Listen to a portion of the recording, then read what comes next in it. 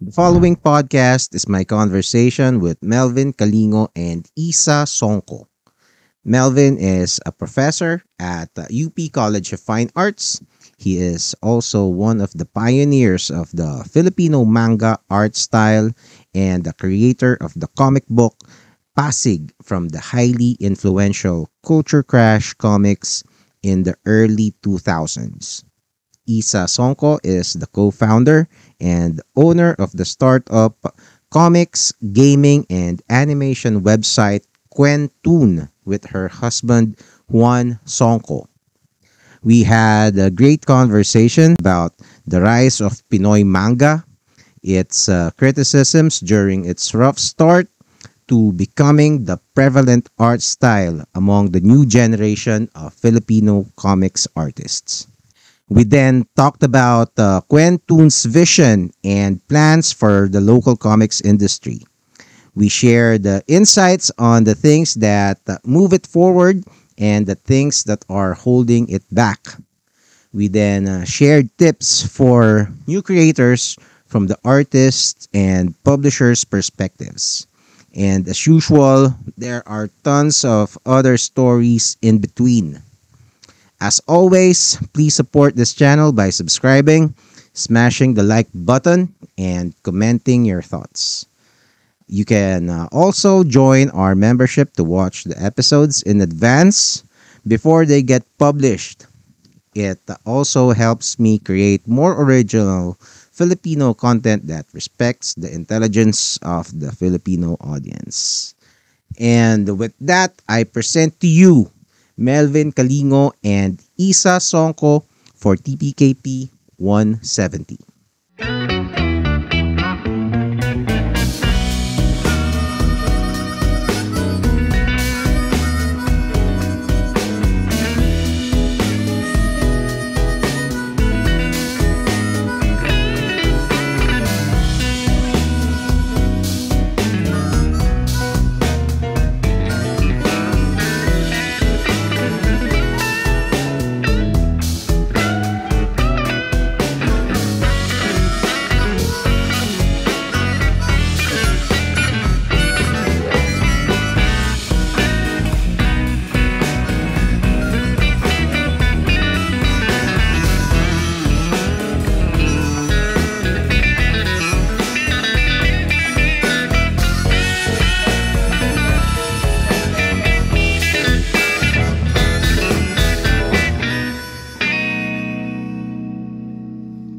Welcome to the Powerful Comics Man podcast. This is Gerald Dorado.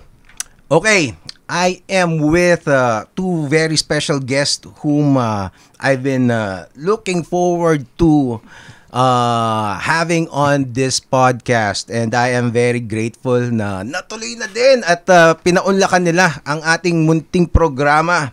I am with one of the OGs ng Pinoy manga, Mr. Melvin Kalingo. And also, we are blessed with the presence of Miss Isa Songko of Quentoon. We're gonna be talking about those things. Madami silang pinaplano kung paano nila sasakupin ng mundo. Kaya pag-usapan natin isa-isa. And this is a very exciting time for Filipino comics and Filipino creatives and animation, 'di ba? And we are tama na yung mga kumbaga parang pagrereklamo at pagluluksa ng walang nangyayari. Gawan natin ng paraan yan. This is the time. I am with, like I said, Mr. Melvin Kalingo. Please introduce yourself. Hello, I am Melvin, also known as Taga-Ilog, from Culture Crash Comics from way back, 2000. Yun. Like I said, he is Melvin Kalingo is one of the OGs of Pinoy manga. And we were talking about kanina, I asked him kung kasi I had him before here on the show a few years back. 'Di ba? Kasama namin si Michael David ng Kubori Kikiam. Ang ganda nung episode na yun. You can watch it again. But we shall revisit some of the things that we talked about there, especially doon sa rise ng Pinoy manga, which had developed ikaw na bahala magsabi mamaya kung paano na-develop yun to the present. Pero nagsimula yun noong mga mid-90s wherein biglang all of a sudden yung anime nag-boom dito bigla sa Pilipinas. Biglang 7 PM, biglang Voltes 5 yung pinapalabas ng cartoons. Hindi yung 'di ba? Biglang Slam Dunk, biglang nasa prime time, tsaka yung Ghost Fighter. 'Di ba? So what do you think happened back then, and how did Pinoy manga rise, especially the legendary Culture Crash Comics? Okay, so way back well, at least dun sa pagkakaalam ko na nung kabataan ko pa 1990 mid-90s we would like rent out Dragon Ball tapes na it's not translated in any way, no. Tapos sobrang scratchy niya, pagtsatsagaan ng mga bata panuorin kahit na walang context, right? Pero may subtitle naman, 'di ba? Yung iba. Hindi ko alam, pero yung pinapanood namin hindi. Wala. As in talaga. Tapos you barely see it because sobrang scratchy na nung VHS. Pero pagtsatsagaan mo pa rin. And then we know the Broly saga, we know the Frieza saga even before lumabas siya dun sa Channel 9 at the time, no, yung Dragon Ball na Dragon Ball Z yung nauna, no. Pero yeah, and then yun nga, for some reason nag-boom yung anime, no? And then pagdating ng late 90s, hindi ka na makakasakay ng tricycle ng gabi. Oo nga. Kasi nanonood yung mga driver ng Ghost Fighter. Talaga sa inyo. Ganun katindi, no? And then maikinood ka na lang, I mean, 'di ba? Oo nga, no. Sa amin sa barangay namin dun sa Laguna. Talaga, meron basta nagkukumpulan yung mga tao para, kasi meron naman silang mga TV, pero mas masarap manood ng may kasama ka. Oo, totoo. 'Di ba? So, ganun yung nakita ko nung panahon na yun. Although ako naman, college kasi ako niyan tapos may klase ako nung mga oras na yun. So, hindi ako nakakapanood. Kaya hindi ko masyadong nasundan yung yung Ghost Fighter . Pero pero nakikita ko dun sa mga karinderya dun tinatambayan namin, punong-puno talaga 'yun sa pag ganung oras nanonood ng Dragon Ball. 'Di ba? Pero how did it translate into how did it influence you? Well, obviously kasi nanonood ka, 'di ba? Pero why kasi during that time iba yung mas uso na drawing styles sa mga Pilipino, 'di ba? Or at least that's the parang prevalent na notion during that time. Pero how do you think Filipinos transitioned into the manga style? I guess it's a matter of influence din talaga. From siguro ang earliest na alam ko na Filipino artist na gumawa ng manga style would be Marco Di Maano of Alamat. Well, at least yun yung una ko nakitang in print. And very parang wow, okay. Kaya pala. Pwede palang mag-print ng ganito. No. At that time kasi nung nasa high school pa ako. Hindi. Na ako nun. College na pala ako nun. I would have yung Ashcan. No, ang una kong comics would be yung Modus 3. It's a mech title na yung parang tournament na throwback from my influence from Dragon Ball, yung mga ganon, Ghost Fighter, yan. So, yeah, pero robot. And then yun nga, Ashcan, and then I saw yung printed, nagawa nila Marco Di Maano. No. And then, okay. And then Alamat came, and then ang daming mga titles, and it was I guess, a spark na kayang mag-print ng independently from the publishers.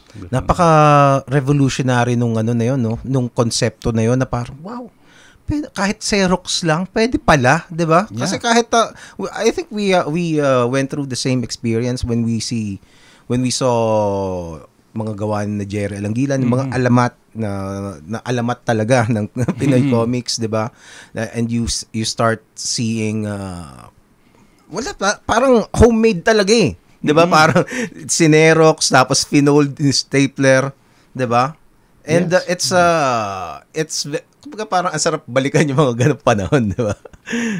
At saka na ano na rin, at that time, yung if you're familiar with Infinity Comics, No. ano siya, yung brand ng yung comics na I forgot kung sino yung main nila, pero Kick Fighter was more influenced by the western, Oo. no, yung sila Gilbert, Sina Gilbert, oo. sila Lando Inolino, sila Kahit yung alamat di ba?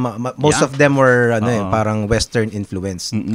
Kaya nung lubas yung Culture Crush, parang wow, iba to di ba? Oo, tapos yun nga 2000s early, actually the year 2000 mismo lumabas yung Culture Crush. And ang goal talaga is maglabas ng colored. Oo. Yun yung pinaka colored dapat, and then dapat glossy. Yung medyo lofty goals. Oo nga 'di ba? Kaya nga parang ang social nung Culture Crush talaga, parang it is kumbaga very high-end yung production noong Culture Crush. Kasi ang kasabayan niyan yung mga yung Witch, 'di ba? Yung sa comics, 'di ba? Parang almost same quality sila 'di ba? Na parang wow, Witch, parang tapos kala ko nga yung Culture Crush, I thought it was it was foreign. Tapos nakita ko Pasig. Hindi pala po foreign to, 'di ba? Tapos binebenta siya sa mga 7-Eleven, 'di ba? 'Di ba? So iba rin yung kasi bang namuno dun sa Culture Crush na yun nung una. It was una kaming apat nila, si James would be the publisher and yung kumbaga overall businessman. Si James, nga ulit pang James apelido? Palabay. James Palabay, shout out sa iyo. Di ba? Yun. Tapos kaming tatlo, si Gio Beltran, Elmer Damaso, tsaka ako would be yung artist nung apat na titles. Yun. Tapos matindi si Elmer kasi dalawa yung ginagawa niya. Cat's Trail and yung One Day Isang Diwa ng sabay. Grabe, no? Oo. Tapos you were, then eventually more titles joined in, di ba? Yeah, oo.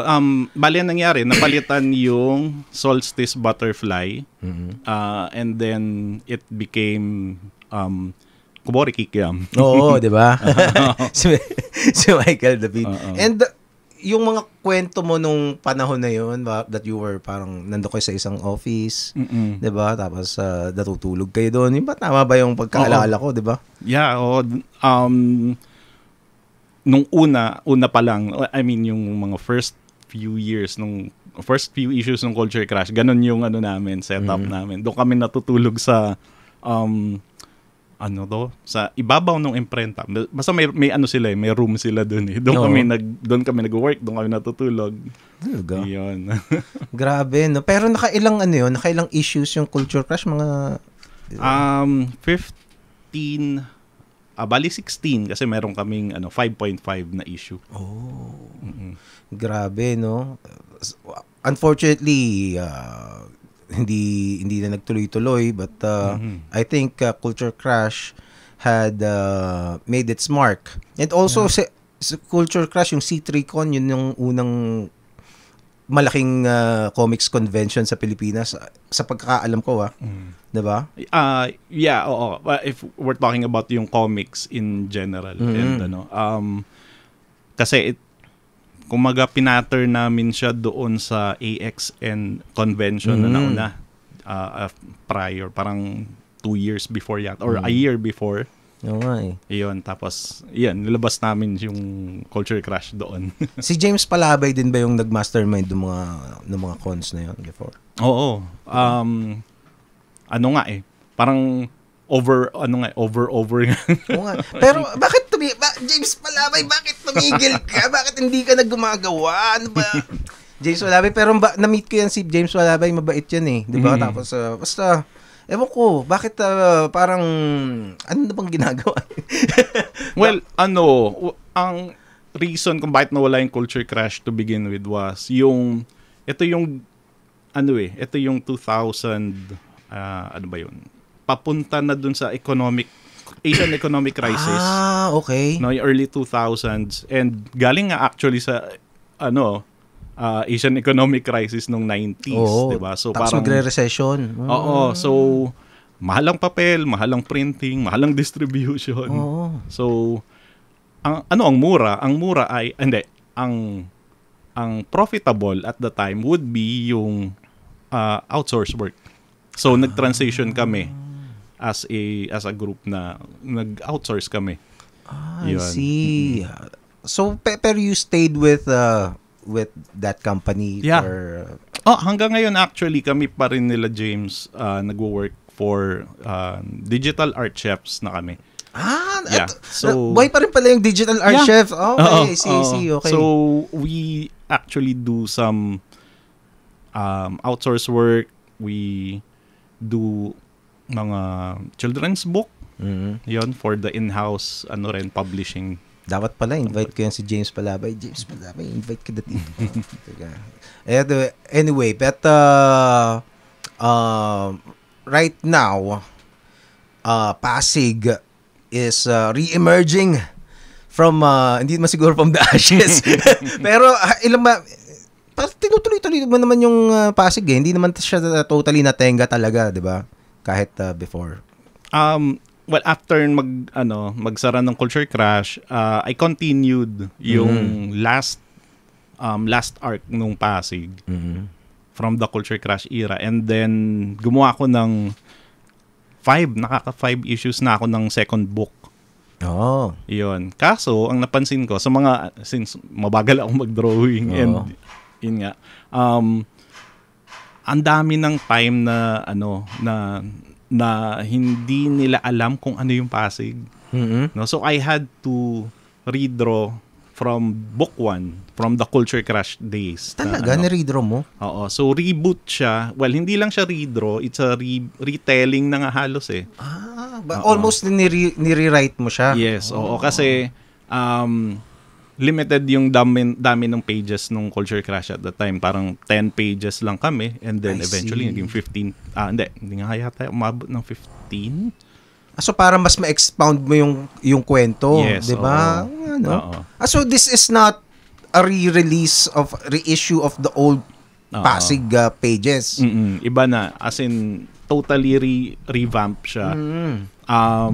The thing with it, I'm structuring it in such a way na kapag binasa mo yung bago, yung Unbound, and then you continued it to the comic, to the Culture Crash, yung existing na Culture Crash, it will kind of make sense pa rin.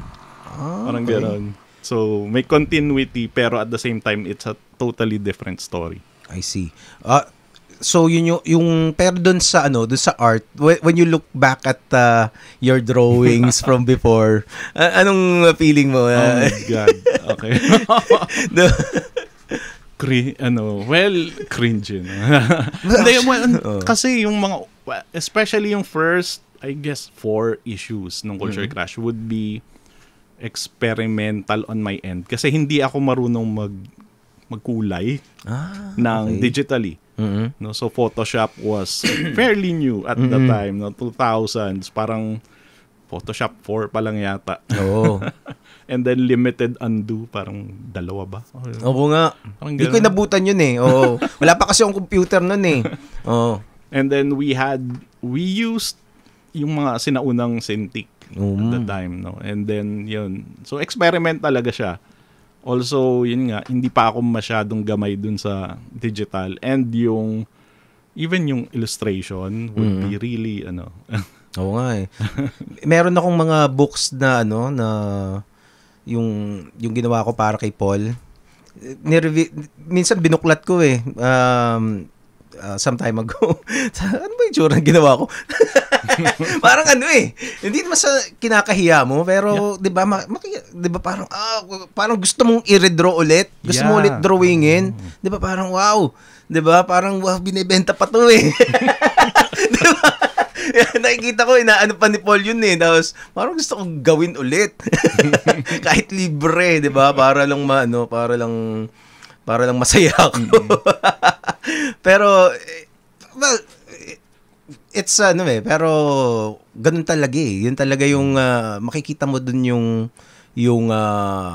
growth mo as an artist, 'di ba? Parang at the same time, parang ang laki na pala ng in-improve ko. Oo, totoo. At saka siguro I'm just looking at it as okay, naka-inspire ako ng mga tao na mag-drawing. Kasi yung drawing ko hindi naman ganun kagandahan at the time. And then, pero nakakabilib na yun ng mga panahon well, wow, di ba? Yeah. I guess.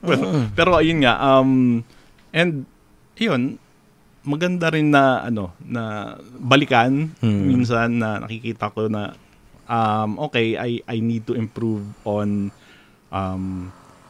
cinematography, yun, yung mga ganon. Pero the story itself is, I feel it's something na nakaka-relate na yung mga tao at the time, yun. And I suppose it's also worth mentioning that during that time, especially during Culture Crash, kasi ang pogi nung Culture Crash eh. Siyempre, yung actual na book. Pero yung ideology sa comics before wasn't really open for on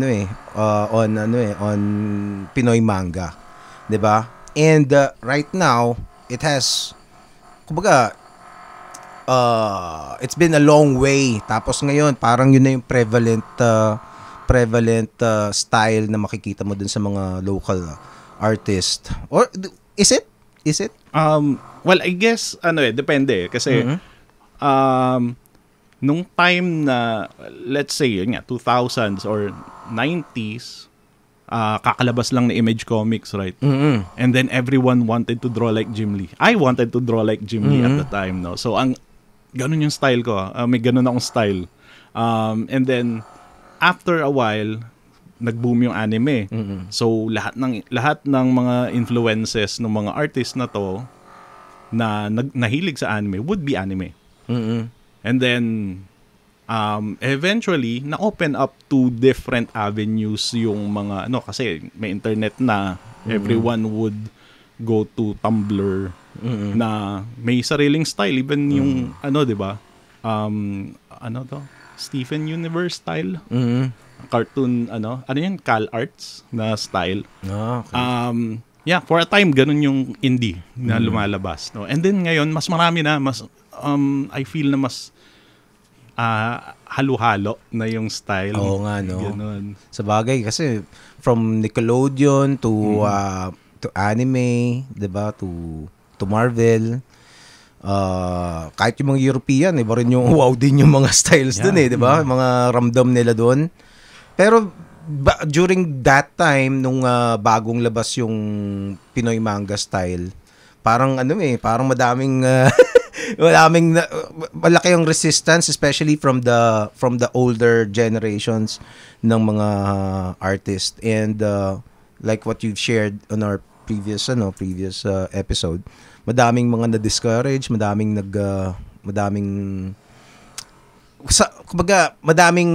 pushback. And can you talk about that a little bit? Well, I guess naman din, no?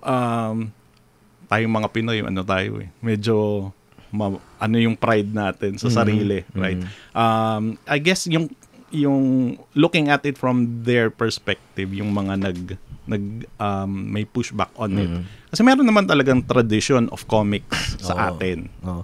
How did your group, yung especially the Culture Crash comic, kasi kayo yung parang front and center of that you could say quote-unquote attack. 'Di ba? Kasi talagang parang 'di ba parang madami talagang some of the most prominent Pinoy comics voices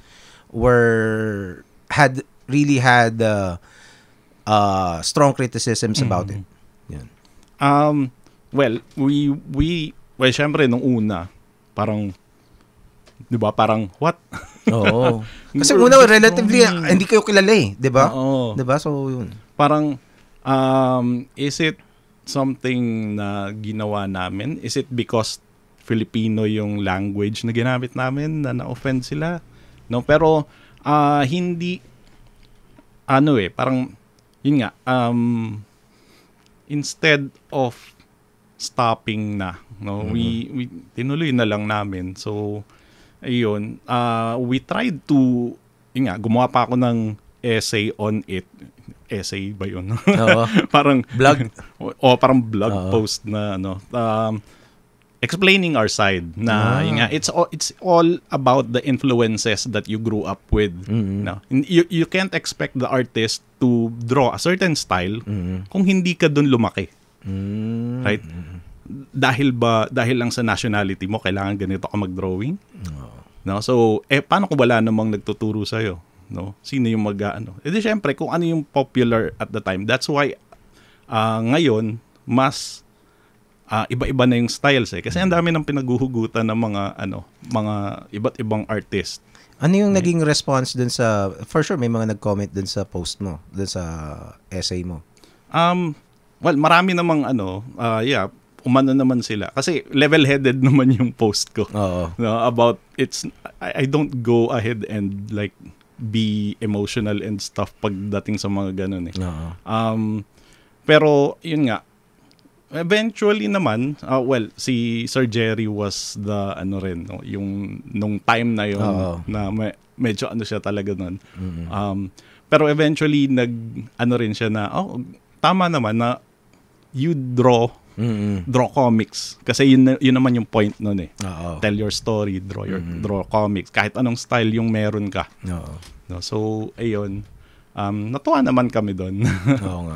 Oo nga. Well, eventually, Jerry parang na-realize niya rin, 'di ba, na hindi mo pwedeng i-gatekeep talaga 'di ba? It's yung kung ano yung laman ng puso mo, yun ang lalabas talaga 'di ba? Parang you can't really like the same way that you cannot give what you don't have, 'di ba? If kung iba yung laman nung yung ramdam mo, yun ang lalabas pag gumawa ka ng art, 'di ba? And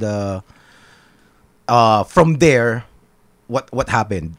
How did it progress from your perspective? From dun sa after kong ginawa yung after let's say kailan nag-pick up na maging popular drawing style ng mga kabataan yung manga style? Pinoy manga style. I don't know what to call. Basta yung style na yun. Okay. Iba-iba rin kasi, no? Parang, I wouldn't really call it parang, Pinoy manga style. Kasi hindi ko alam kung hindi ko ma-define. Oo nga, diba? It's undefinable kasi pwede kang, you are an Eiichiro Oda evolution nung style and then pwedeng nagkahalo ng ibang artist. So, unlike yung time nila Koching na meron talagang sarili na realism, I guess that would be the term, na mas realistic yung render. Although hindi rin natin masasabi kasi si Alex Nino would have a more stylized illustration style, diba? So, hindi rin talaga siya defined. Iba talaga yung liko ng mga utak talaga . You can't really put anything, but it's just comics at the end of the day. Yeah. Diba? It just boils down to, it's comics. Like, yung mga ginagawa ni Sampay ngayon, diba? Siya yung I would say, one of the most impressive manga artists local diba? Ano talaga at pag nakita mo, it's comics. Diba? And kahit sa mga Western comics, uso na rin yun .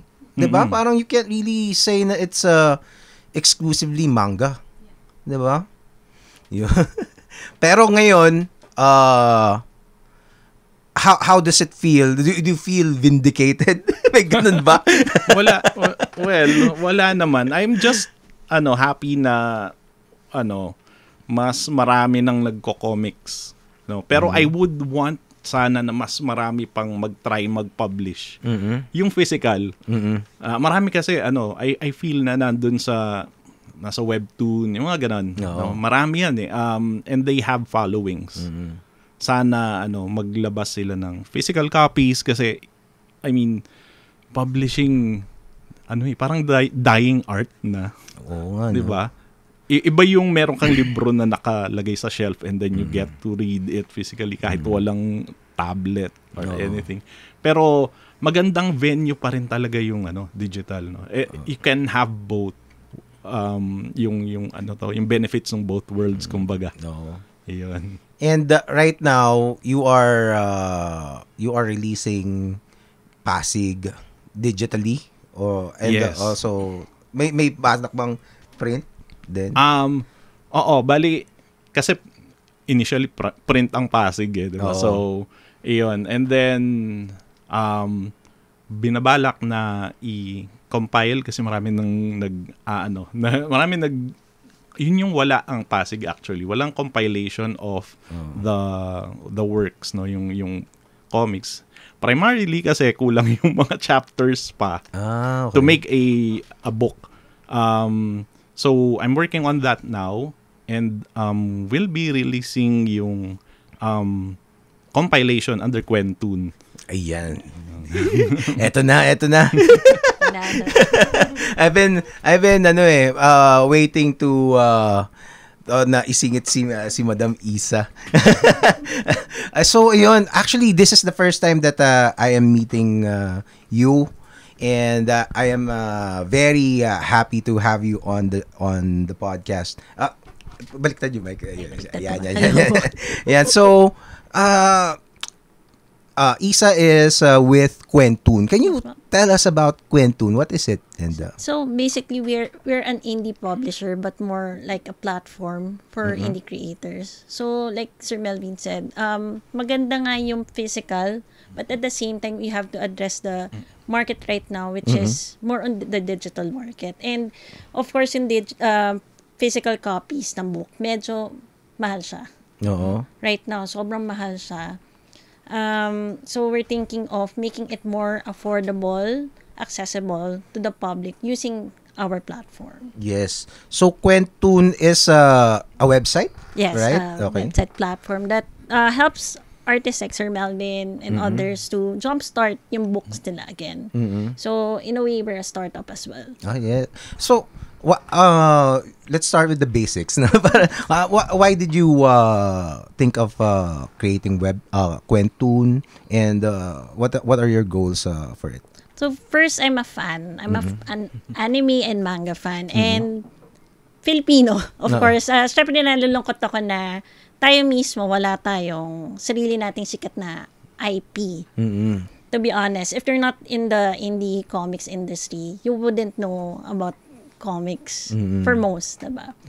So, doon nagsimula yung idea. With my husband, Juan, we wanted to create a platform for kids initially. Kids and teens. Yes. So, kaya sila Sir Melvin and sila Sir Elmer, una namin in-approach talaga because ang target market nila ay teens.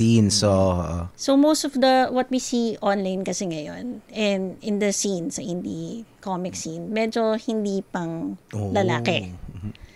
Pang lalaking bata. So that's where the difference of yung gawa nila Sir Melvin dun sa ibang mga works. It's targeted for shonen. So shonen meaning it's hopeful, it's inspiring, hindi walang masyadong walang violence, hindi siya gory, ganun.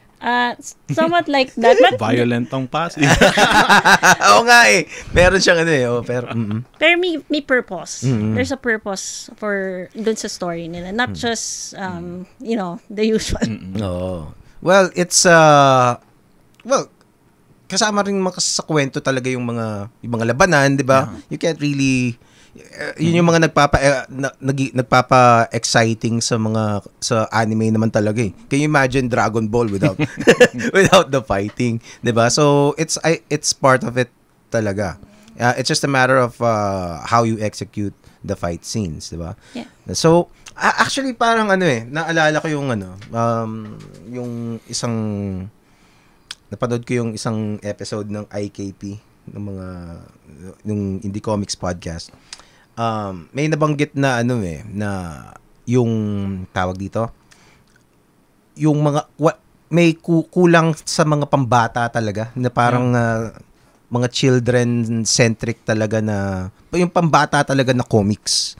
Unlike before, medyo mas meron pa eh. Pero although parang even before yung mga gawa niya na coaching, hindi naman pambata talaga eh, 'di ba? Parang hindi siya ano pa talaga yung talagang pambata aside from funny comics. Yung funny comics may mga pa rin eh.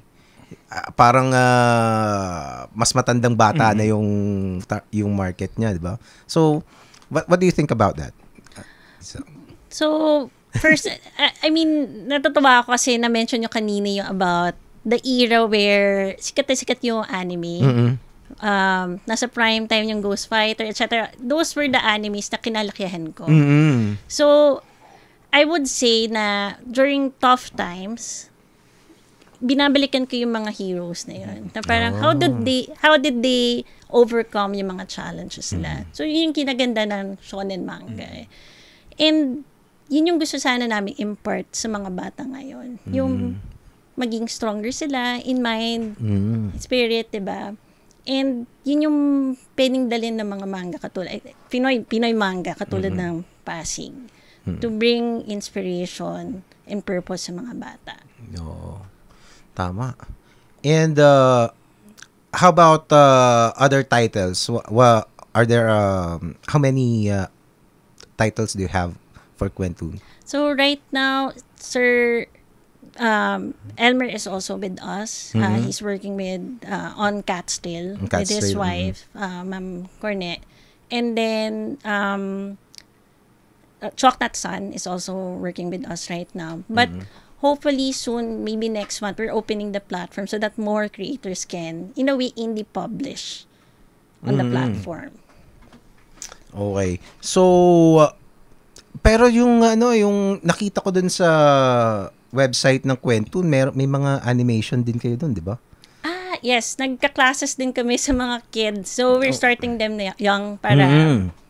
So, it's not just a publishing company, it's also a platform for... And may mga workshops, di ba? So, is it also an event na parang similar to Comic-Con or Comic-Con? Not necessarily. Parang from time to time, nag-activation events lang kami. But Comic-Con and Comic-Con is there na. Ano yung activation? What do you mean activation? Just to get in touch with the public po. I see. Just to parang show na we're here. Yeah, we're here. Okay. So, so far, kasi ang isang medyo parang nagiging tema dito sa podcast recently was the creative industry, 'di ba? Na parang when you say creative industry kasi hindi lang I don't know if people have the right idea when you say creative industry, 'di ba? Parang kumbaga creative industry kasama diyan yung malawak yan eh. Hindi comics, film, animation, music, 'di ba? Kasama lahat yan sa creative industry eh. And yung isang nakikita ko na parang nag-enter tayo with the success of P-pop, 'di ba? Yung ongoing success nila. Actually nagsisimula pa lang, sana hindi maudlot, 'di ba? Parang they are now parang yung Beanie and SB19 they are venturing outside the country, which was unheard of before, even with acts like Regine Velasquez, Gary Valenciano, hirap na hirap sila dun eh, 'di ba? Pero ngayon nag-aagawa na ng mga Pilipino, and they are starting to chart on different countries. And at the same time, may movement din dito sa Pilipinas sa comics, 'di ba? Parang may mga tao kasi dito sa atin na kumbaga nagtatrabaho talaga, 'di ba? To make it happen, to bring comics to France, to the United States, to Singapore, etc., etc. What are your thoughts about that? Ayun, tama kayo, sir. Syempre, nakakatuwa na ang dami nagtatrabaho talaga to promote comics. Comic-Con, for example, nandyan sila for the longest time to promote local comic scene. And then, of course, Comiket through Paolo Heras have been promoting comics in the international scene. So, nakakatuwa. And at the same time, I think I would proudly say that we are the next IP hub ang Pilipinas. Not Korea, not China. Tayo na yung next one. How? Why? How? What are your grounds for saying that, Isa? Well, I believe, and kung hindi tayo maniniwala, walang mangyayari. Totoo. Pangalawa, there are so many Filipinos outside the country promoting their own works. And tayo na lang dito sa bansa natin yung medyo hindi pa ganun ka solid, but with the works of Comic-Con, Comiket, and indie publishers like us, and creators like si Sir Melvin, nagiging nagkakaroon na ng unity in a way, and direction yung comics industry natin ngayon. Diba kasi parang when people say na parang walang IP ang Pilipinas, that's not true eh. Madami eh. It's just not exactly untapped, just not unleashed, 'di ba? Yeah. So what ano ba talagang kailangan gawin? Kasi parang ilang dekada na yung mga IPs natin, and we had a breakthrough with 13. Yeah. Pero doon pa lang, 'di ba? And ano bang kailangan gawin natin para actually hindi na dapat buhayin ng comics buhayin ng creative industry. I think that should be the the collective cry of us artists and publishers. First, we have to increase yung readership talaga natin. Because there are readers. For example, Wattpad. Ang daming readers ng Wattpad. And they translate those stories into series and movies. But for the comics, for the longest time, it's been being sold sa mga events lang. And then right now, buti napupunta na sa Fully Book, nagkakaroon na ng space. But the digital market is not yet tapped. I mean, before, it was tapped by another group, which was now defunct. So, hopefully, we can utilize that market. Kasi there are so many readers nationwide, but they can't go to the events naman physically all the time. I've interviewed a lot of people who said na if they know where to buy comics, they would kasi Filipino made. But they don't know saan lang bibili or saan magbabasa. So if they just know, mas madami tayong followers for sure. Yeah. It's kumbaga it's been a puzzle, and why do you think ngayon lang natin ina-address to? 'Di ba? Or had it been addressed before? It's just that people failed before, and did we learn from those failures? Ikaw? Well, siguro I guess the main, well, let's look at the US, no, for yung market ng comics nila for the longest time were the kids from the way back. Recent only I think only merong mga may mga ibang IP na targeted for children talaga. Pero hindi sila kasing sikat ni Superman, nila Wolverine, no. Pero kung titignan mo yung mga kwento nung DC Marvel, parang it's meant for the older audience. Yung mga bata noong 1950s, 1960s, 1970s. So, mature na yung content. Tumanda na.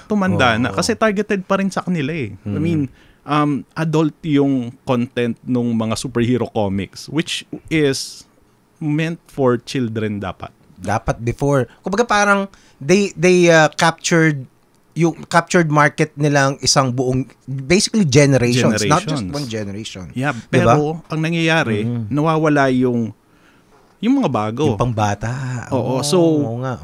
ang end result nun ay comics ay para sa mga matatanda na. Oo nga. No, so if we're like doing that sa atin, ang fans nila Darna, fans nila would be yung adult. Tama, 'di ba? Hindi na tayo naka-move on kay Darna eh, 'di ba? Oo. Nothing against Darna, but Yeah. 'di ba, pero Darna is great. Nesto yung the Ravelo enterprise is great, but 'di ba, wala na bang iba? 'Di ba? At saka I mean in comic form din, 'di ba? So it's good na nagkaroon ng comics dati, pero I feel na yung target nung comics na yun would be yung yung same target nung mga TV series na hindi bata. Hindi pang bata talaga. No, so if we capture that essence na yung parang first time kong nabasa yung Spider-Man nung bata ako, and then it's meant for me na I'm a teenager and simple lang yung mga kwento, hindi masyadong violente or walang adult content. Yung mga ganon. Well, I suppose ganyan din ang nangyari sa anime boom, no? Parang like you said, Isa, 'di ba? Parang you were a kid back then, and instead of growing up with Darna or 'di ba, or the X-Men, mas napanood mo yung Dragon Ball at kung sino pa. I don't know kung ano pa mga pinapanood mo na anime, 'di ba? Sailor Moon. Oo, ganyan. Sailor Moon. Oo, 'di ba? So, yeah, oo nga, no? Oo nga. And actually ginawa din ng yan eh, ng MCU, 'di ba? Kasi yung mga bata dati when it started with Iron Man, 'di ba? 'Di ba yung kinukwento ko nga dito, yung mga yung bata, nung generation natin, when you say lumipad ka nga, nakaganon tayo eh, 'di ba? Lilipad ka ganyan kasi Superman tayo eh. Sa kanila pag lumipad sila nakaganyan eh. Naka Iron Man na yung lipad nila eh, 'di ba? Sabi ko, parang kasi nakita ko sa pool yun. Merong iba, parang lilipad sila, madadive sila, nakaganon, 'di ba? Lumilipad sila sa Iron Man. Sabi ko, Iron Man, hindi sila nakaganon. Sabi ko, so ganun pa lang ginawa ng Marvel. And that was like 2012. And that kid was siguro mga 9 noon. Ngayon, 19 na siya. 'Di ba? O more, 20 plus years old na yung batang yun. And now, he's ready for a more mature MCU. 'Di ba? So, it is a captured generation as an audience for their IPs. So, yun ang pwedeng gawin. 'Di ba? Yun ang gagawin natin. I don't know, pero I feel rin sa ganun din sa sa comics creation. Kasi yung like if someone draws for kunyari bata na nagdo-drawing ng comics, and then bibili ng bata, I feel na mas makaka-relate sila, and yun nga, pwede kang kaya niyang gawin to, kaya ko rin gawin to. no. So yun nga, Katulad nangyari sa atin, 'di ba? Oo, 'di ba? Yun nga, I yung nakita ko yung Alamat Comics, kaya pa lang magganitong publishing. Kaya ko rin. No? So I feel na ganun din yung inspiration ng iba from Culture Crash na kaya pa lang gawin to dito locally. Yeah. No? And then biglang digital printing came na talagang kayang gawin na kahit sino. No. So yun. And also siguro another great thing, I think you can call it a phenomenon right now in the comics industry, in the local comics industry, yung nabubuo ng mga grupo na like sa Quentun, like yung kina Julius Villanueva, Julius Sempio, na yung Atomos, 'di ba? Nagsasanib pwersa ang mga komikero, 'di ba? And I think may iba pa na mga grupo. Comiket, isa pa yan. And dun sa ibang mga grupo, you can come over here and talk about your group as well. I'm inviting you to talk about your shit. 'Di ba? Kasi it is exciting, and this kind of movement wasn't present before. This is like last year lang ko na-realize to. So what do you think about that, guys? Tama po, sir. Kasi the more na mas madaming nag-create ng comics, lahat tayo we're helping us each other market yung comics industry. So, sila Julius, or there's another one I forgot. Kudlis. Oo. So, may group din na gano'n, promoting another form of comics, Kawangis. Ayun, Kawangis. Ang daming groups. So, nakakatuwa kasi hindi na mamatay ang comics. Oo nga. Pero what do you think started that kind of mentality right now? Ano yung nagbago or na-realize ng mga tao? I feel na mas naging connected for some reason, no? After nung pandemic. I guess that's one side effect. Na everyone can connect. Kasi dati hindi naman tayo nag-zoom, hindi tayo, before pandemic hindi siya the norm, no? I guess yung pagkakaroon ng digital culture ng mga tao ngayon, technically na-organize Discord groups lang, magkakaroon ka na ng grupo eh. And then you could plan easily. Instead of yung physical na pupunta tayo lahat dati gagawin. Kita-kita tayo dun sa bowling alley sa Mega Mall. Tapos planuhin natin yung comics natin. Although ibang level of rin yun, no? Commitment. Pero yung having something na yun nga, buksan mo computer mo, talk about yung plans, and then physically, sige, kita-kita sa labas tayong comics sa Comiket or sa Comic-Con. So, iyon. Ibang rin siya, ibang bagay din. There is a certain kind of boldness na parang nabuo doon sa mga comics communities, no? And but what about the comics community? Are we prepared for it? What do you think? I suppose we can. Undoubtedly, we can do it. Hindi ako nagpapakanega. Pero, kumbaga parang, paano ko ba sasabihin yun? Do we think we're fully equipped to, siguro, time will tell kung saan mo kung saan mo maipupush, and for sure, magkakaroon din ng mga problema dyan, pero people will find ways to overcome it. Diba? Yan, sinagot ko sarili ko. Nag-isip kasi ako bigla. Sorry. Diba? What do you... Well, I'd like to add yung kaninang question din about the booming of groups, diba? And the future direction of comics industry. With the Netflix adaptation of 13, I think isa yun sa pinakamalaki nag-influence sa mga tao na parang, possible pala na ma-adapt yung comics. Kasi usually Wattpad or mga pocket books ang ina-adapt. Pero something like 13 na hindi love story, fantasy, ayun.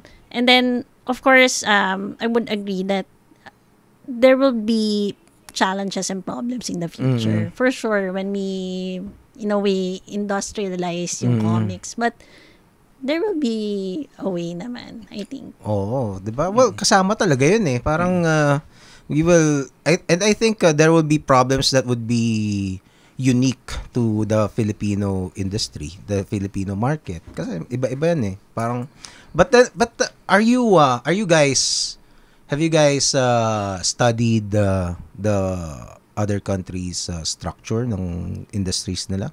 What have you found out? To be honest, Japan, even though, di ba sikat yung manga nila, they're booming, in our eyes, booming sila, they're also struggling. Talaga? on their own, even Korea. That is why they're marketing outside to the Philippines, to America, etc. because they're having a hard time internally. So lahat ng countries nagkaka-problem din sila sa sarili nila. So tayo din. Bakit kaya? Ano kaya yung main problems nila sa...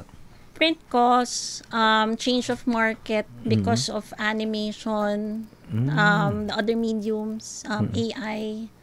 Something like that. So parang global talaga yung problema. And ano na sila ha? Kumbaga, mas established na industries talaga to, no? But well, like I said, parang I suppose our own industry would have to find its way na lang, di ba? And succeed.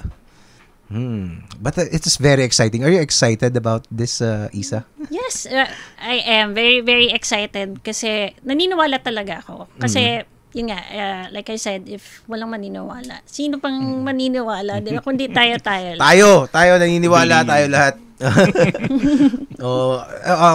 But then again, what is the best way to support comics or Kwentun? Well, for one, go to events like Comic-Con, Comic-Con. Find those artists that create original content. Whether it's illustrations, comics, lalo na yung stories, yon. Kailangan support yun sila. In one way or another, buy, share their content online, etc. And of course, on Kwentun. Sign up. Pag-open up na kami ng beta readers. For now, we're prioritizing those who are supporting yung books nila Sir Melvin. And then, public school students. The reason why we wanted it to be online is because we wanted it to be more affordable for students. Yun yung unang target namin. May subscription ba yung Kwentun? Meron siyang subscription but not for public school students. Okay. So we wanted to make it free but also of course sustainable. I see. Yung availability ng ng mga comics sa mga public libraries, 'di ba? Parang yun ang isang although may mga nagla-library pa rin naman, 'di ba? And sometimes you just need one person to read it and start spreading it with their friends, di ba? Are we still is the Filipino comics industry still grassroots right now? Do you think? Or are we past it a little bit? For siguro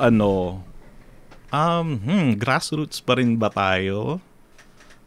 I think in a way, no? We never really kasi parang feeling ko I don't really want to go. I mean, hindi mawala yung pagiging grassroots ng Pinoy, no? Parang or ng Pinoy comics kasi having that mentality of making do with what you have, no? Lalo na sa industriya, dun sa economy natin ngayon. Grassroots industries always thrive No. diba? So sure you may fail pero once na mag-take root yan, dire-diretso na yan, no? So meron namang nagsasucceed na mga companies pero meron din nagfe-fail. Pero again if we're looking at how a grassroots company think, no? It will always find a way to grow. Yan. Parang for us artists, pag naging corporate ka, parang di ba? Very unappealing for artists yung corporate setting talaga, no? Na parang you are parang forced to produce, di ba? Parang I can't imagine na na parang shonen or Shonen Jump style ang ewan ko hindi ko alam kung siguro may mga sobrang dedicated na artists talaga na would thrive in that environment na weekly meron kang malalabas na 15 pages or more, right? And 15? then, Wow, di ba? Every week and then publish and then cycle and then and do that for like more than ano ba, 10 years? Mga 15 years, di ba? 20 years yung mga One Piece, di ba? Pero I suppose may mga team na rin sila, di ba?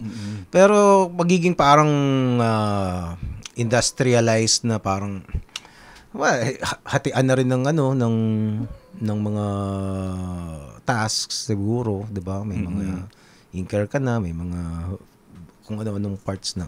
And I think hindi pa tayo well, I'm speaking for myself and my generation na hindi pa ganun ka-mature yung natin pagdating sa copyright and IP.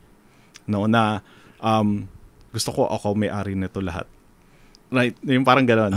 Right? So parang, kasi kunyari, Shonen Jump would be owned by, I mean, One Piece would be owned by Shonen Jump and Oda. Parang gano'n. No? So parang, I don't know kung meron, if may ganong setup ngayon with companies that would want to have half and half or so you mean like, parang yung ang mentality ng mga creators is sole ownership, diba? So parang nga no, pati ako ganun eh. Isipin mo, diba?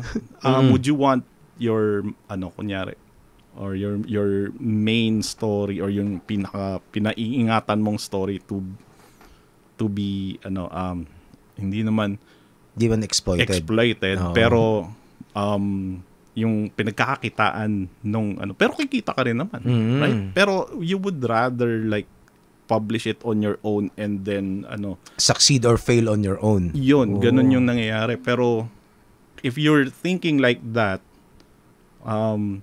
hindi ka mag-grow nga lang. Right? Well, kasi merong hindi kasi yung corporate setting naman, hindi naman siya purely, it's just unappealing to us. Hindi naman siya evil talaga with the proper management, of course, 'di ba? Pero we have to admit na sometimes kahit anong galing mong mag-create, mag-drawing, hindi ka marunong mag-market, 'di ba? Ibang skill 'yun eh, 'di ba? Wala kang makinarya to distribute, wala kang makinarya to produce the actual product.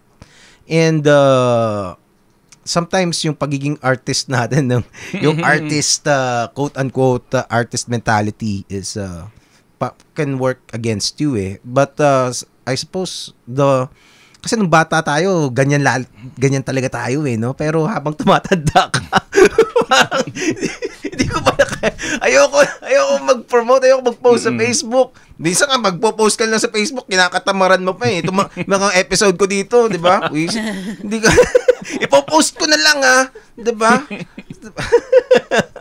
Anyway, what do you think? Do you want to add something to that? Well, I agree with Sir Melvin. Medyo may konting friction pa with the artists and kulang pa sa education when it comes to there are ways to make it paano ba? Okay for both parties. They just have to educate themselves in a way. But as a publisher, on a publisher's perspective, what are you looking for a creator?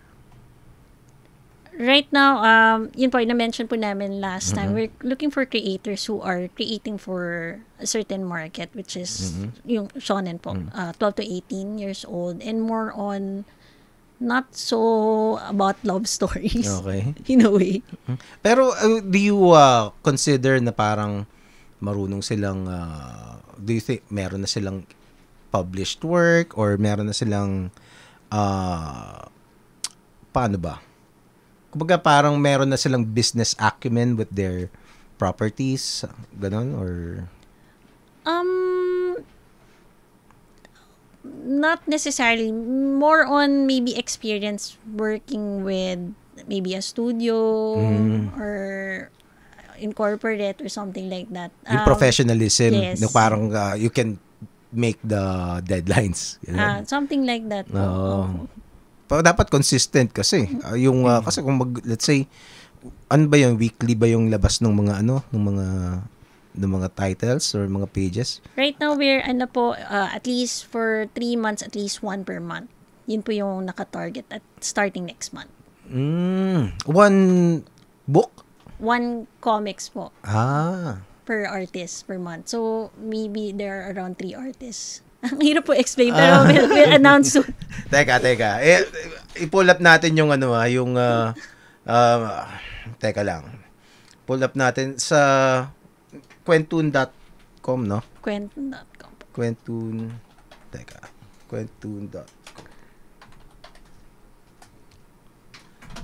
Teka. Yan! So, eto. This is Quentun.com. Nakita naman. Ang dami na, Pasig. Sali-sali. Sino tong sali-sali? One of our students po dun sa Manga Bootcamp with Intellectual Property of the Philippines. We had a training with them. And we trained around 50 artists. Teka, ayusin lang natin yung camera mo. Sama kita dito. Teka lang, Voice over lang ba ako sa Teka. Para maganda. Wait. Yan. Mamaya kulang tayo sa Okay. So, this is ang dami na rin, no? Teka. There are many more, but you have to register. Okay. So, hindi lang to. Yes po.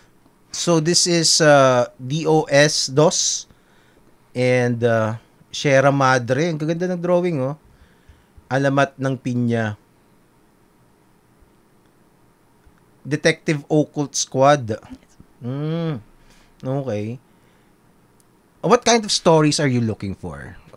Are there parang specific tawag dito?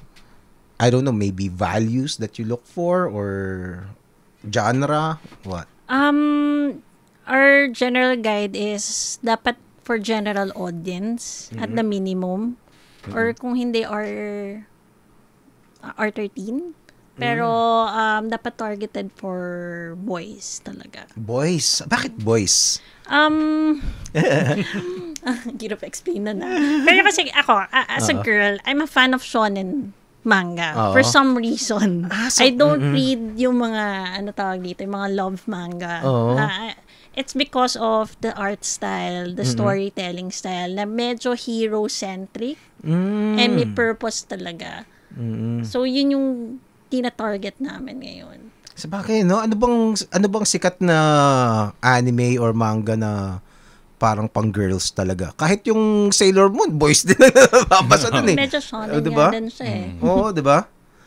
So, kahit yung mga, Akasukin, Chacha, di ba? Parang mga lalaki din. Ako nanonood ako dun dati eh. Di ba? Oo nga, no?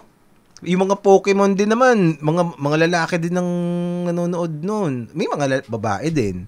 I suppose yung demographic talaga ng anime is boys. Yes. No, but do you also parang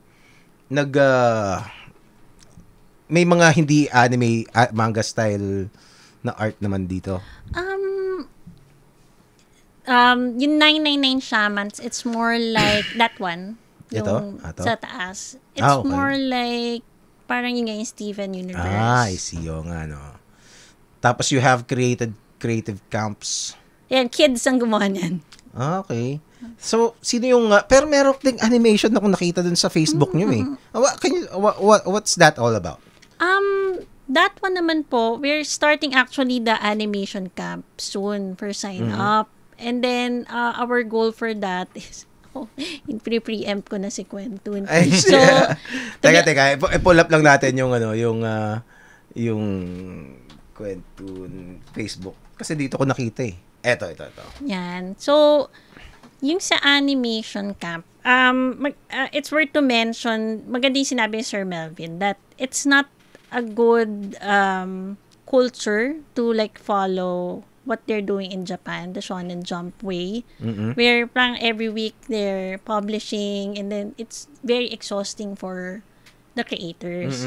But at the same time, we have to recognize, we have to release content from time to time to keep the readers or audiences on the platform. So, comics alone, mahirap siya gawin. na siya lang. So, kaya siya Quentoon, it's because it's visual stories. We also cater to animation in games. So, our animation camp will gear towards the game creation. Oo.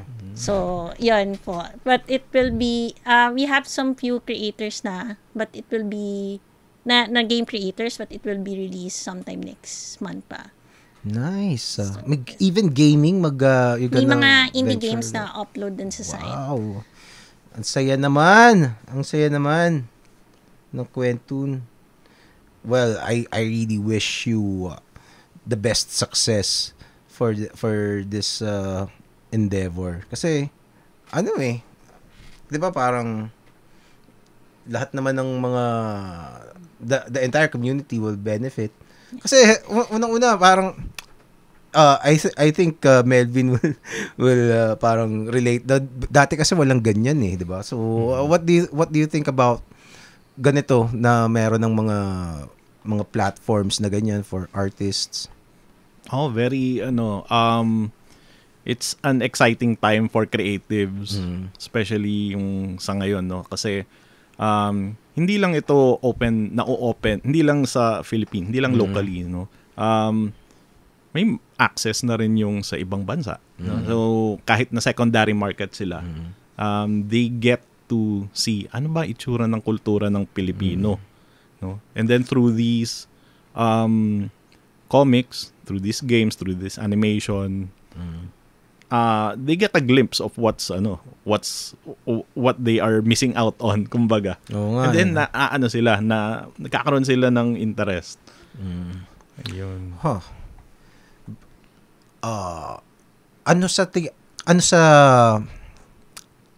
Sa tingin nyo, kailan magbo-boom yung parang kailan tayo magkakaroon sa comics, kailan tayo magkakaroon ng Beanie? 'Di ba? Parang what is the potential, when do you predict it will happen, na parang you get what I mean, na parang biglang merong stand out na na IP. Wouldn't that be a dream, 'di ba? What do you think, Isa? That's very possible, to be honest. If we just work together. Yun lang talaga. We work together for a goal to promote comics. I think 3 to 5 years or even less. Kaya naman. There are movements, I mean, kasi yung P-pop, they were starting as yung SB19. Inaano nga sila parang nilalait-lait sila nung May mga napanood akong interview na sa kanila na parang papangit yun. Ginaganon sila ng mga bakla ka ba? Kasi ba't ganyan suot mo? Ginaganon sila ng mga media. So, hindi talaga sila nire-respeto. Tapos ngayon, SB19 is kumbaga really huge worldwide. And the same with Beanie, mga kwento sa kanila parang dinadaan-daanan lang daw sila dun sa corridor ng ABS-CBN ng mga sikat, 'di ba? Tapos ngayon parang feeling close sa kanila. 'Di ba? So it's I don't know, it is very exciting to look, something to look forward to, no? Na parang sino kaya yung susunod na magiging 13. And would push even further. Well, sana magkaroon pa yung, I don't know what happened with 13, 'di ba? Pero hopefully magtuloy-tuloy pa 'yon, 'di ba? Kung ano mang nangyari doon sa kanila. pero we can't be we can't be parang we can't allow it to become parang maging Darna na naman, na parang ilang dekada na tayo na Darna na lang ng Darna. Hindi ba? Wala akong beef sa Darna, pero gusto ko lang naman kasi na knowing the pool of IPs that we have and the ability of Filipino creators, 'di ba? We can definitely parang offer more than just those rehashed tawag dito IPs. Tapos ngayon, salip na gumawa tayo, i-import natin yung Voltes 5. 'Di ba? Is it we love Voltes 5, pero 'di ba mas maganda kung sariling atin, 'di ba? What do you think? Well, there's a crisis right now in the US for the artists. They are having yung strikes nila, diba? And then a lot of artists are being laid off. So, even in Korea as well, I think. So, kaya medyo madami nag-outsource ngayon sa Philippines. There was a time that AI boomed for a bit and then nawala yung mga outsourcing. And then bumalik na naman, they realized AI is not as good as the real artists, correct, diba? correct. So, sa tingin ko, babalik din tayo mga Pilipino na parang, bakit walang Filipino content? Diba? Kasi with ABS gone right now. Diba? We're relying with Netflix, View, and other streaming platforms. Pero the representation of Filipino content, kulang pa rin. So, dadating tayo dyan, I think. Oo, dapat lang magtuloy-tuloy. Grabe. Ikaw ang mamumuno, Melvin. Well, hindi naman tayo nawalan ng kumbaga SB19 at BINI doon sa well, at least Western and even worldwide. Andyan sila Lionel Liu. Oo nga. Diba? Nando sa forefront nung comics. Oo nga. Pero sana maglabas sila ng indie ng local Oo nga eh. I mean, that could be something. Actually, yun ang isang pangarap ko, no? Na parang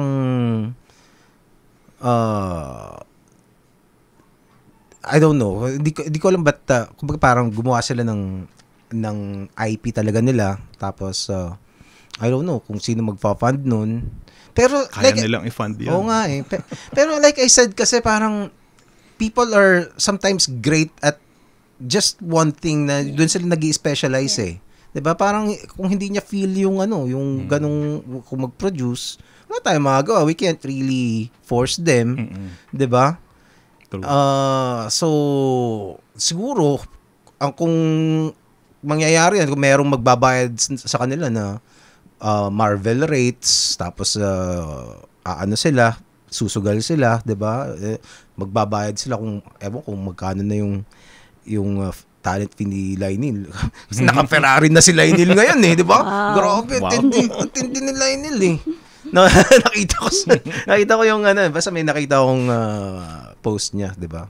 Congratulations sa iyo, parang Lionel, sobrang lupit mo.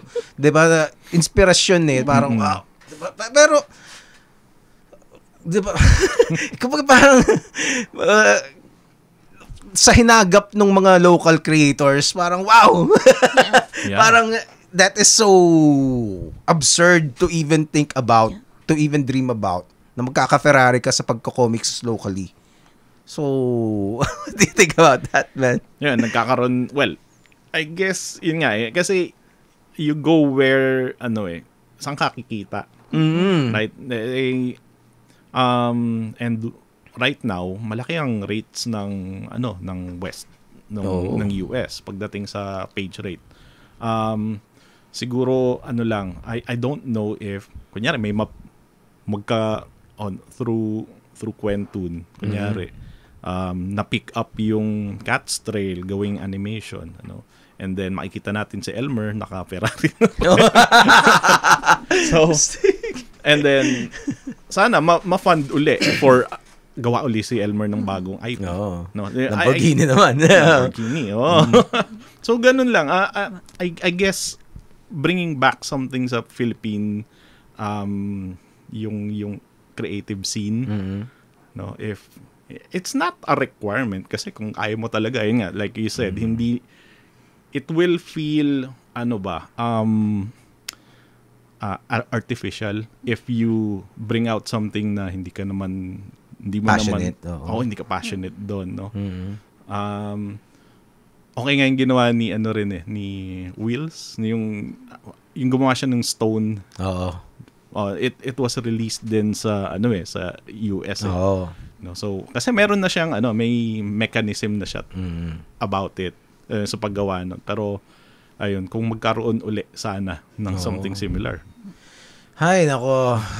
Ang dami nating actually parang dapat mag-brainstorm yung mga yung mga tao sa comics and Pero ito, as a creator, and ako kasi, unfortunately, di talaga ako in tune dun sa buong community. I don't know about you. Ano, diba? Pero, kasi may mga just like in any community, merong mga positive traits, meron ding mga hindi magandang traits din na parang you can say toxic, 'di ba? And sometimes may makikita kang mga toxicity sa community, 'di ba? You know who you are. Pero mga ganon, which is normal. Yeah. Normal naman 'yon. Sa lahat ng community, maybe sa iyo hindi toxic 'yon, pero sa iba toxic, 'di ba? Ganoon lang naman 'yan eh. So it's do you think is there any mindset that hinders progress na sa community? If you're gonna Sa atin? sa observation mo lang. Well, I guess passionate kasi tayong mga Pilipino 'di ba? Pagdating sa lalo na sa ideas, no. If I guess the only thing na kapag kunyari passionate ka about a thing and then you feel na if you post something that would hinder someone's progress, baka kailangan mo munang isipin bago mo i-post kung ano man yun. Kasi parang kung nakakatulong ba to sa mas marami o nakakatulong lang to sa akin? Oo.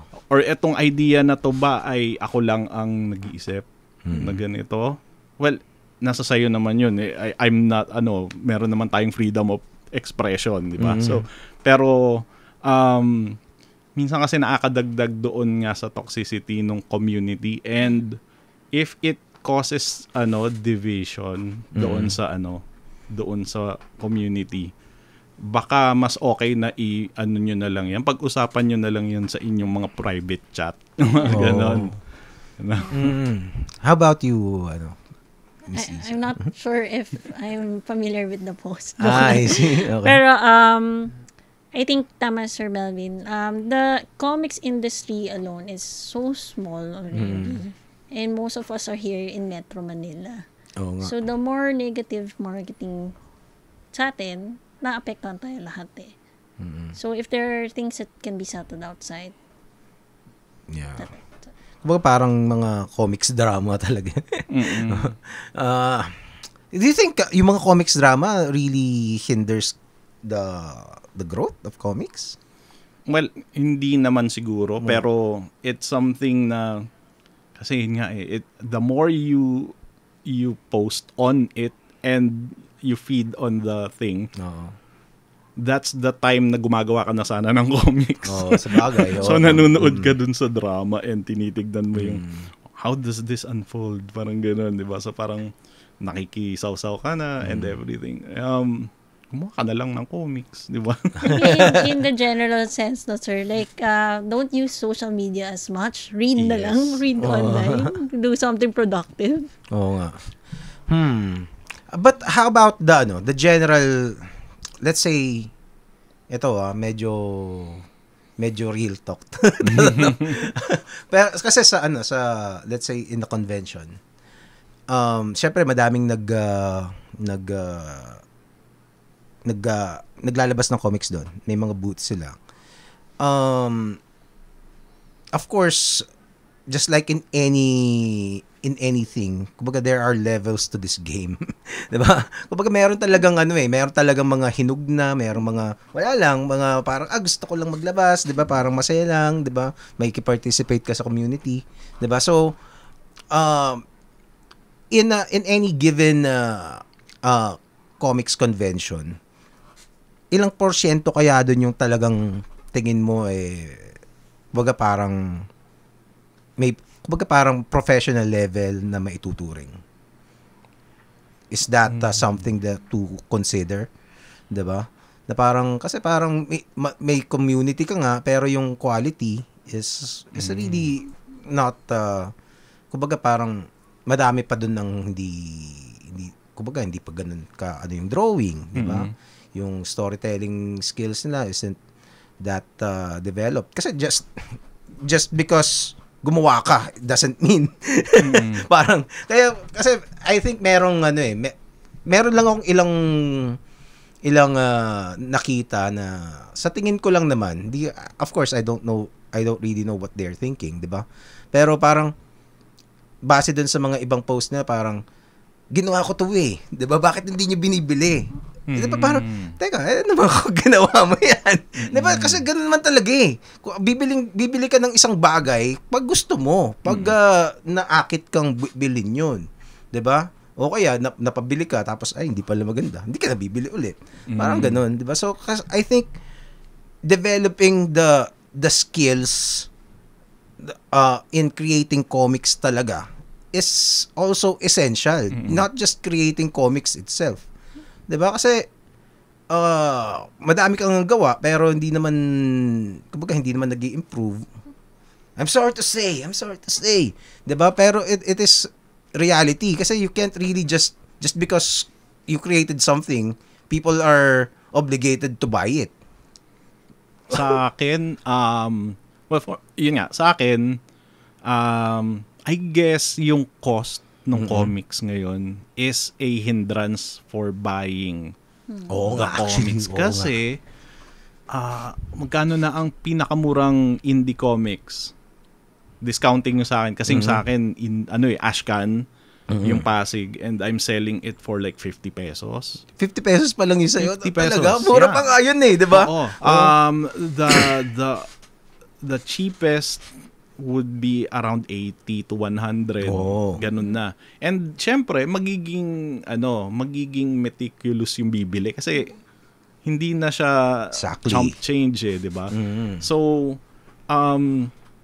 if you're starting out na alam mo na hindi pa masyadong refined, I really want to see more comics na yung mga nag-uumpisa na okay, pangit drawing ko, hindi masyadong maganda. Pero ilalabas nila Ashcan. Okay lang. It's something na okay, paano kung may kasi kunyari if I were to release yung unang issue ng Pasig now with the art nung luma, yung nung nasa Culture Crash.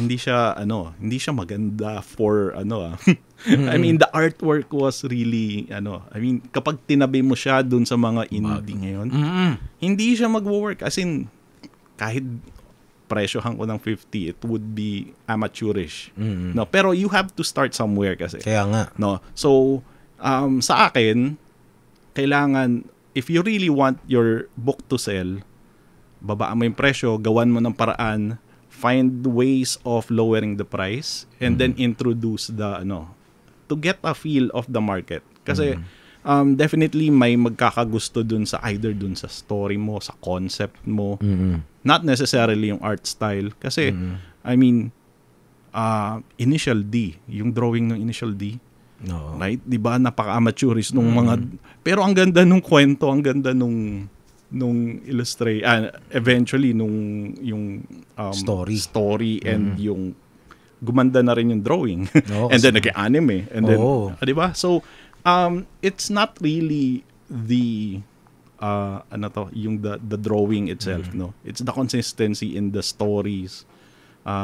Minsan yun yung yun yung nakakalimutan. Ang ganda ng drawing mo pero yung kwento is very lacking or derivative. Oo so, nga. May ganon. Kasi dati naalala ko yung mga ang common team dati gagawa ka ng sarili mong Avengers, di ba? Ganun. Kasi yun ang uso di ba? Ngayon parang ang uso ngayon dahil sa I suppose because of influence din ng 13 is gagawa ka ng mga puro mga mythologically based naman, yun ang madaming uso ngayon di ba? Hindi ko masasabing masama yun. Pero di ba parang it's nagkakaroon ng trend, di ba? And I suppose what I'm trying to say is you still need to go ahead, take the risk. Ilabas mo yan kahit tingin mo raw pa yan, kahit pa sobrang ganda na ng gawa mo.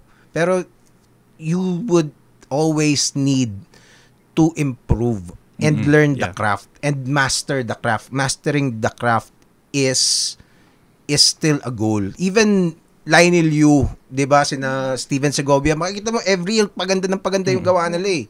'Di ba? Because they are students of the craft, 'di ba? Hindi sila they need to kumbaga they still for sure they still feel the need to prove that their works deserve their place, 'di ba? Being at the top of their game. 'Di ba? So, I think yun ang isang mentality din. Of course, not everyone would be able to draw like them, 'di ba? Pero comics naman is like you said, more than just drawing illustrations 'di ba? But of course, it wouldn't hurt to learn how to draw properly. Ikaw, turo mo yan. Art teacher ka, no? What is the importance of proper drawing techniques in comics?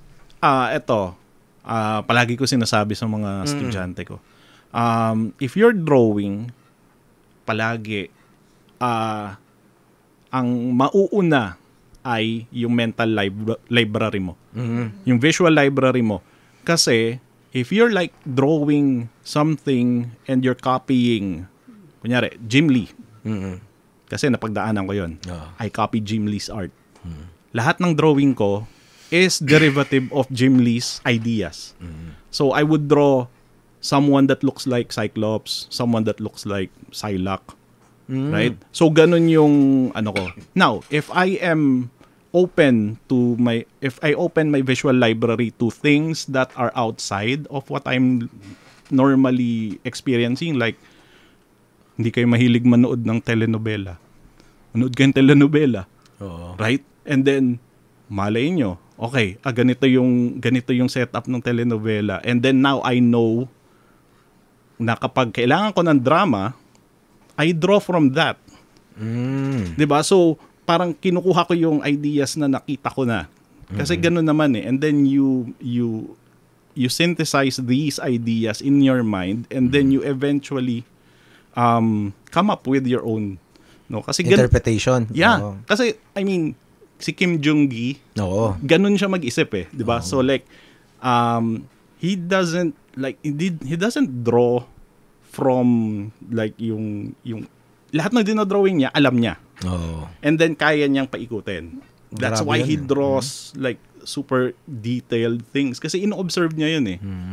No, so ganun. Saka may photographic memory ata yung si Kim Jong-gi, the late great Kim Jong-gi. But, sa akin naman tama naman yung visual library, 'di ba? Importante talaga 'yun. Yung yung actual execution, parang you need to practice eh. Totoo. Diba? You need to practice your anatomy. You need to practice your perspective. You need to practice your structures. Fundamentals. Diba? The fundamentals at saka yung dynamics ng katawan and the other things. Proportions, diba? Yung scales. It's those are fundamentals na yes, you can stylize it later on, pero kailangan maintindihan mo muna yun. Totoo. 'Di ba? Kasi it's whether you like it or not, kailangan yun para it's an essential skill to become a comic book artist, 'di ba? And minsan kasi kinakatamaran mo lang eh kasi yung anatomy, kala mo kasi sobrang hirap. Well, mahirap naman talaga siya. Pero pag ginawa mo, siguro mga 1 week maintindihan mo na eh. Hindi, diba? Mahirap. Kasi alam mo, ako like nung umpisa nagko-comics na ako, I don't know how to draw anatomy. Actually, nung nasa Culture Crush ako, wala akong alam sa anatomy as in.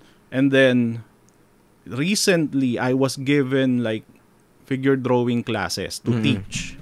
So ako ang nag-research, kailangan kong alamin. I've been teaching figure drawing for like 2 years, 2.5 years na, ganun.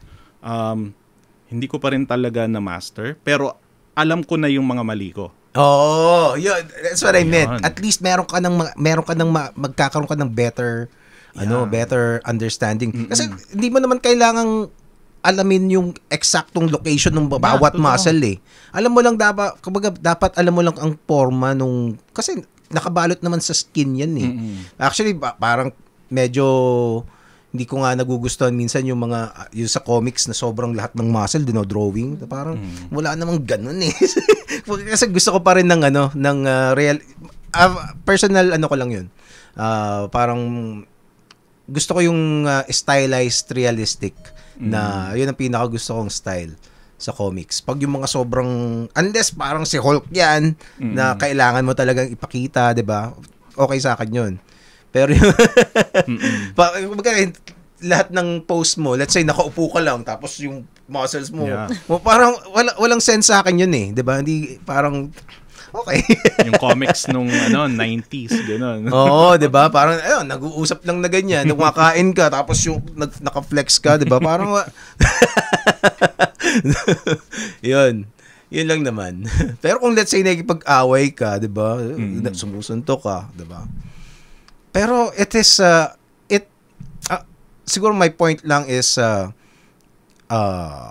putting time in studying these things, perspective, anatomy, it will pay. Kumbaga, may hirapan ka, pero maaaring hindi mo ma-master totally, pero knowing just half of it, 'di ba? Understanding it at least, yung perspective lalo na, 'di ba?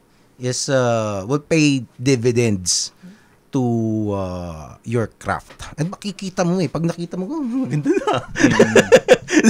Yeah. Yun lang. How about you,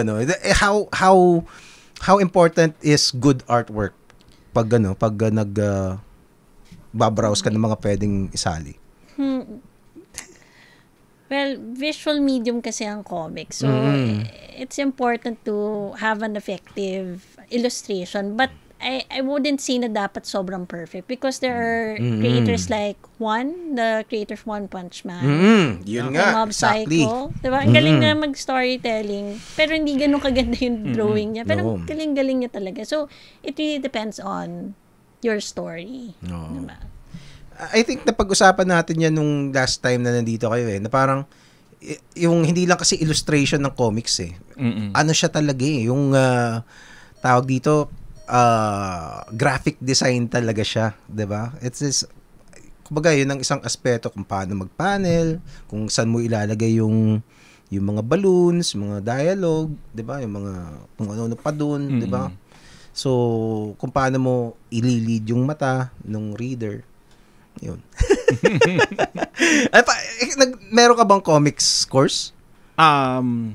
Wala. Pero minsan pag na-invite gano'n, sa fine arts I try to dun sa UP I try to incorporate as much dun sa kasi iba't ibang disciplines pero like sa layouting and then I have an animation I teach animation as an elective, so kasama dun yung shot selection and then nakukuha ko siya na-integrate ko na hindi lang ito magagamit sa animation. Nagagamit to sa iba't ibang bagay. Storyboarding, sa comics, any photography. Napaka-komplikado kasi nung art na comics no? Yes. Oo. Can you give an insight kung gaano komplikado as a professor of art? Well, sa comics kasi you have to number one, know layouting. Panel layout is key. So, kailangan marunong ka ng principles of design. Kasama dyan yung Gestalt principles. Ano yun? That would be yung how the human or how a person looks at groupings. So, parang ano ang magandang design that would lead the person's eye in specific places. Okay. So, kasama yon. And then you have to know cinematography, photography. Kasi nagdidirect ka You have to know concept art, visual development, kasama yung character designs. And then especially figure drawing, perspective, ang dami. Ang daming aspeto. Most of all, na hindi tinuturo naman sa fine arts is yung storytelling. Kasi visual storytelling kami. No? Pero, I mean, we can tell stories without the words. Pero ibang aspeto rin yung ipa-plot mo yung story mo. Ang dami naman yan. Hindi, pero kailangan yun talaga. Sige, ano pa? Kaya passion talaga yung pagko-comics eh. Kasi it's yung pagsasama-sama ng lahat ng konsepto na to eh. And also, pag talagang natural na comics artist ka, gets mo yun eh. Diba? Gets mo yun eh. It comes instinctively for you. And it's just a matter of improving what you know. Sometimes, meron kang, katulad yung Gestalt, alam ko yun eh, pero hindi ko alam yung tawag. Di ba? Di ba? Parang, when you explained it, I understood it. Di ba? So, ganun lang naman yun. Parang, pero, you need to take an effort to improve. Do not be satisfied sa gawa mo right now. You can always do better. And that doesn't mean na walang kwenta yung gawa mo ngayon. 'Di ba? Kasi ang isang rule ko is parang hindi ako magpa-publish ng isang gawa na ikakahiya ko. Alam mo yun, kailangan maganda. Kaya yung sinasabi ko parang hindi ako gagawa ng pangit. At least para sa akin, hindi pangit yun. Di ba? Parang gano'n. Well, pwede akong gumawa ng pangit, pero pag nakita ko pangit yung gawa ko, hindi ko ilalabas yun. I-improve ko yun. I-redraw ko yan. Until masaya na ako. Ganon yung, kumbaga parang, hindi maganda tong mukha nito. Mukhang tanga to Diba? Well, you have to redraw it. Diba? You can't be parang, parang, hindi, yan na yung nagawa ko eh. At sa akin lang naman yun. Ikaw, may mga ganun ka ba? Siguro kasi we tend to get tunnel vision. No, like drawing tapos hindi mo alam na hindi na maganda pala tong You will need to have someone pakita mo. In my case, papakita ko sa wife ko. Mukha bang okay to? Hindi, mukhang ngayon. So, redraw. Kasi syempre nakikita mo na parang hindi yun nga, parang sa tingin, parang kang, alam mo yung pag nagta-type ka, and then hindi mo napapansin na mali na yung spelling. Oh. Parang ganon. No? So parang, yun, visually sa tingin mo okay, pero hindi pala. Oo. Ang galing, no? Kasi kailangan magkaroon ka ng standard eh. Diba? Hindi pwedeng wala kang standard na parang ang mo lang, gawa ko yan eh. Gawa ko yan. Yan na yun. Magaling ako eh. Parang, hindi pwede yun eh. Well, pwede yun, pero wag ka magtaka kung hindi magugustuhan ng tao yung gawa mo, 'di ba? If you don't put the effort. Also look at saan ka ba magaling? Right? Like if you're really good at storytelling and then you want to draw comics, maybe it's time to swallow your pride and then have someone else draw it. Oo nga. Someone better. Or if you're like from One Punch Man, push through mo lang, di ba? As in, drawing ka ng gusto mo, and then, alam mo na makikerry ito ng story. Oo. So, may mga ganon na instances, no? Ano pa ba? You can also, although medyo mahal, kung you pay someone to draw your comics. Oo, no? Ganon. Usually collab. Oo, kasi collaborative medium naman talaga ang comics. Siguro ang isang like expound ko lang yung sinabi ko kanina, na parang yung mga magtutuloy talaga ng comics, yung mga talagang One Piece. Hindi mo talagang mahal nila yung comics, 'di ba? And they are really students of the craft. And kasi parang katulad yan nung podcasting nung nagkaroon ng pandemic. Ang daming gumawa ng podcast, 'di ba? Kasi walang ginagawa yung mga tao, no? Yung mga artista biglang may podcast. And meron mga sa podcasting community na ano ba yan, mga artista biglang ang daming followers, 'di ba? Parang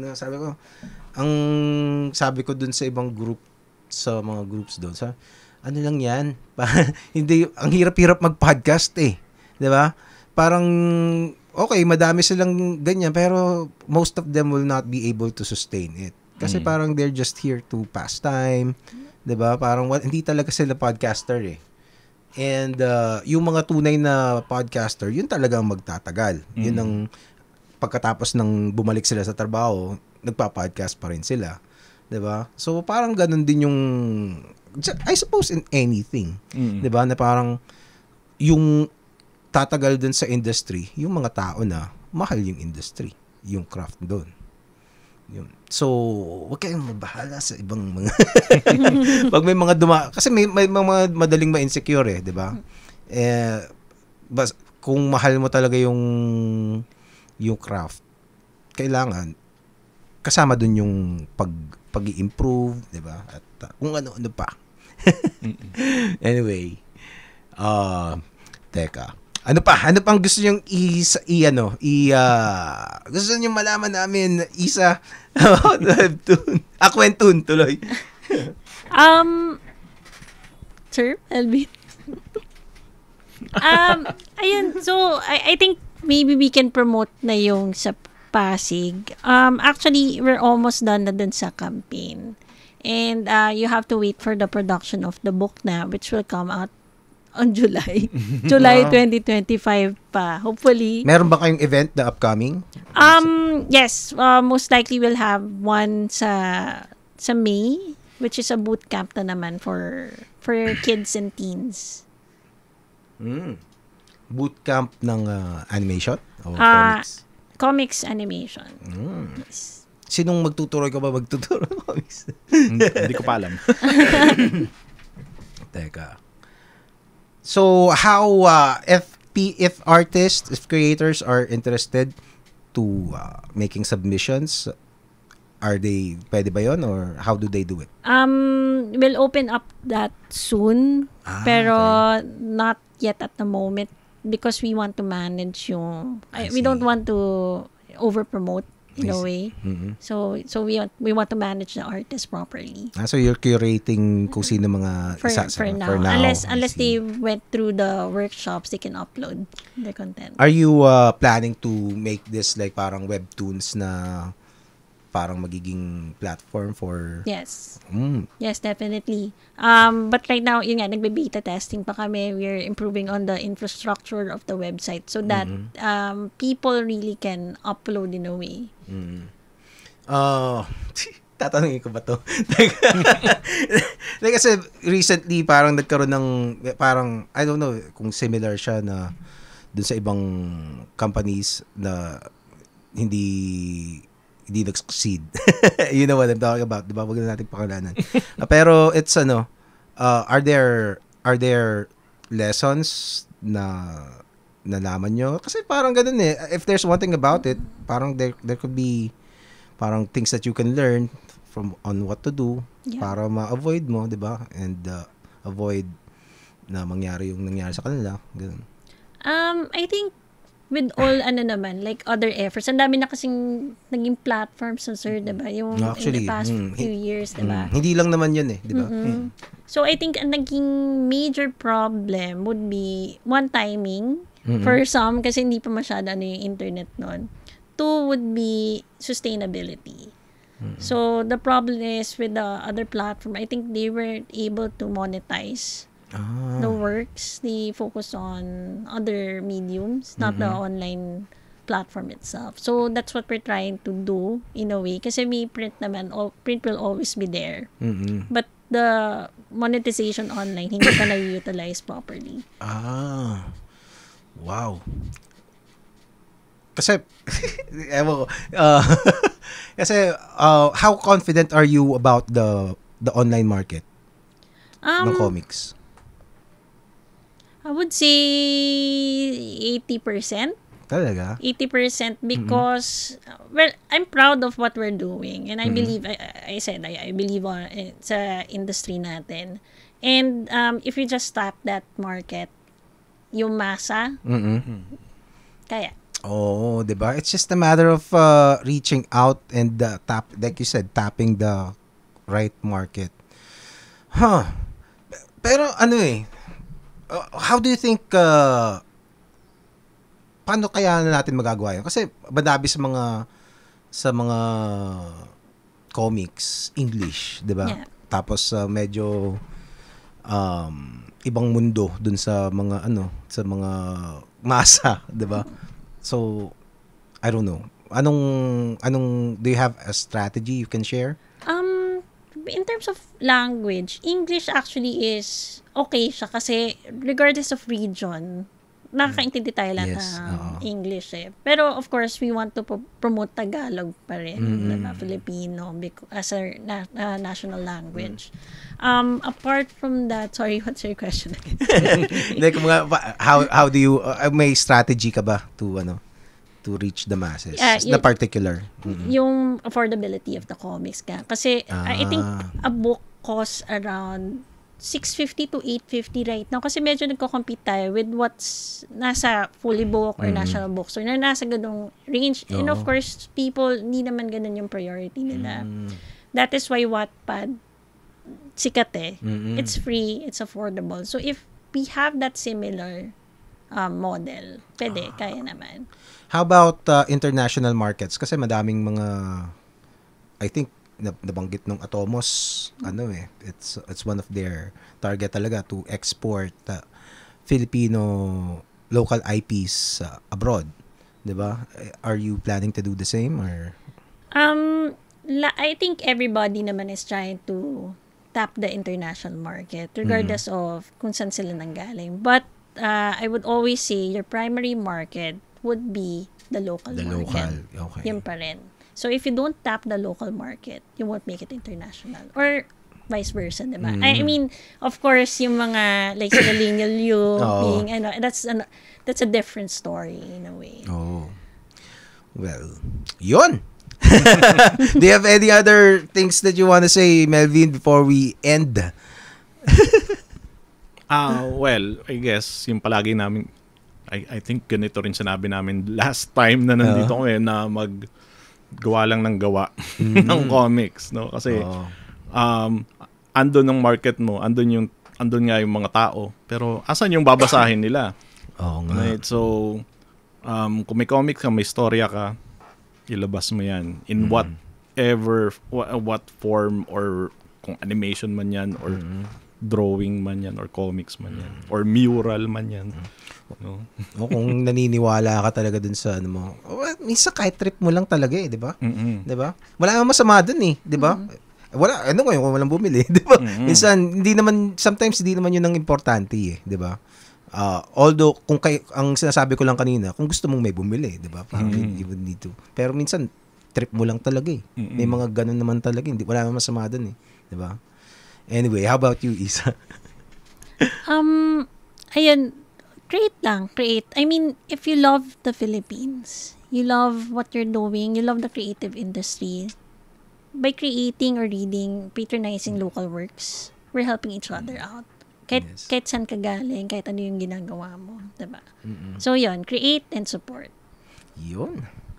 So, there, I am very hopeful sa local creative industry, especially in comics, 'di ba? And first love natin lahat 'yan, yung comics talaga. And hopefully basta mangyayari 'yan. We're claiming it right now, and kung sino man yung mga, kumbaga, I don't think meron tayong kakulangan sa mga movers dito. It's just a matter of the right timing siguro. And I don't know kung ano pa. Basta mararaman din natin yan sa tamang panahon. So, yun muna. Siguro, maraming salamat, Melvin and Miss Isa. Balitaan nyo ulit ako in the coming months sa mga mangyayari. Whenever you need to send out something, you are always welcome to drop by here in TPKP. Okay? Thank you po. Yan muna. Maraming salamat. Maraming salamat. Paalam. Bye. Yun.